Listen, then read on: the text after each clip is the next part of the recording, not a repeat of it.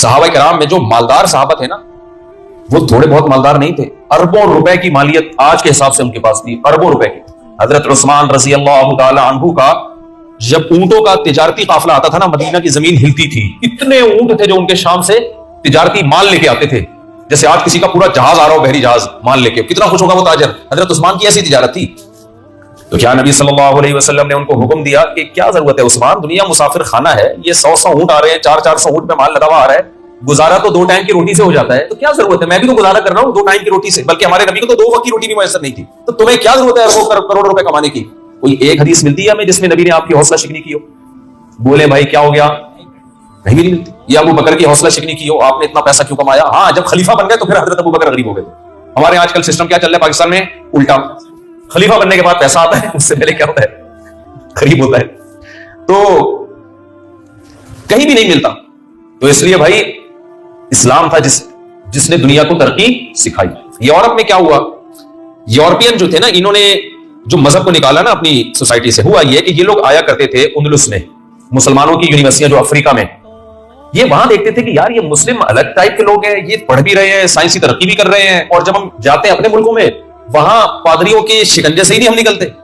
انہوں نے جن چڑیل بھوت روحانی عامل اور یہ ساری چیزیں پادریوں میں ہول سیل کے حساب سے تھی، جو آج کل ہمارے یہاں بھی آ گئی ہیں، یہ اس شکنجے سے نکلتے ہی نہیں ہیں۔ اور مسلمان کیا کر رہے ہیں؟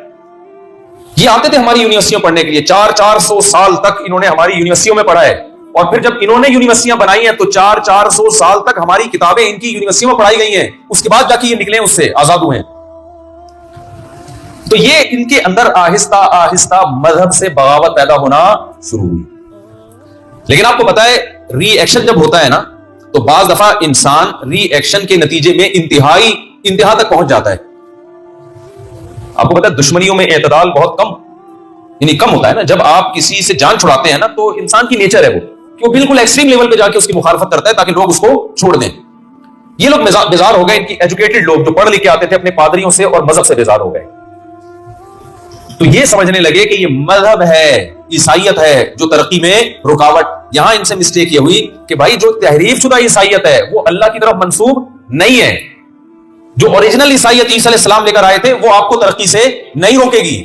اس میں کہیں نہیں ہے کہ زمین گول کہہ دو تو کفر کا فتویٰ لگا دو، اور یہ کہہ دو کہ زمین سورج کے گرد گھومتی ہے، تو اس کو گیلیلیو کو لے آئے تھے نا کورٹ میں مارنے کے لیے کہ تو کہہ رہا ہے زمین سورج کے گرد گھومتی ہے۔ حالانکہ نہ عیسی علیہ السلام نے ایسا کوئی دعویٰ کیا کہ جو کہے کہ زمین سورج کے گرد گھومتی ہے تو وہ دائرہ عیسائیت سے خارج ہے۔ ہر جگہ لا کے نا مذہب اور سائنس کو آپس میں لڑوانا شروع کر دیا، کیونکہ پادریوں کو یہ تھا کہ اگر یہ سائنس کی طرف گئے تو ہمارا منجن نہیں بکے گا۔ جبکہ مسلم اسکالرز میں بڑے بڑے فقہاء، محدثین، علماء ترقی کر رہے تھے۔ ہاں کچھ مسلم سائنسدان ایسے ملتے ہیں جن کو حکومتوں نے سزا دی، ان کو سائنٹسٹ ہونے کی وجہ سے نہیں، بلکہ جیسے آج الٹے سیدھے فرقے ہیں، صحیح بھی ہے غلط بھی ہے، تو اس زمانے میں بھی تھے، تو کچھ ایسے تھے کہ نظریات ہی غلط تھے، نہ وہ اسلام کے مطابق تھے نہ وہ سائنس کے مطابق تھے۔ کچھ باتیں ان کے سائنس کی ٹھیک بھی تھی، کچھ غلط بھی تھی، لیکن ایسا نہیں تھا کہ اسلام سائنس کے خلاف ہو یا مسلم اسکالرز نے سائنسدانوں کی مخالفت کی ہو، بلکہ یہ جو مدرسے کا تصور آیا ہے کہ جس میں دینی تعلیم ہوگی، یہ بر صغیر میں ہندوستان میں انگریز کے آنے کے بعد آیا ہے۔ انگریز جب ہندوستان میں آیا اس نے ساری تعلیمی ادارے مسلمانوں سے چھین لیے، تو پھر مسلمانوں نے کہا، جو علماء تھے انہوں نے کہا یہ تعلیمی ادارے تو ہمارے ہاتھ سے گئے، اب کم از کم ہم مذہب کو تو بچائیں، تو پھر مدرسے کھولے گئے جہاں صرف مذہب پڑھایا جاتا ہے۔ انگریز کے آنے سے پہلے خلافت عثمانیہ میں بھی اور پوری دنیا میں بھی مدرسہ اور اسکول ایک ہی چیز کے 2 نام تھے۔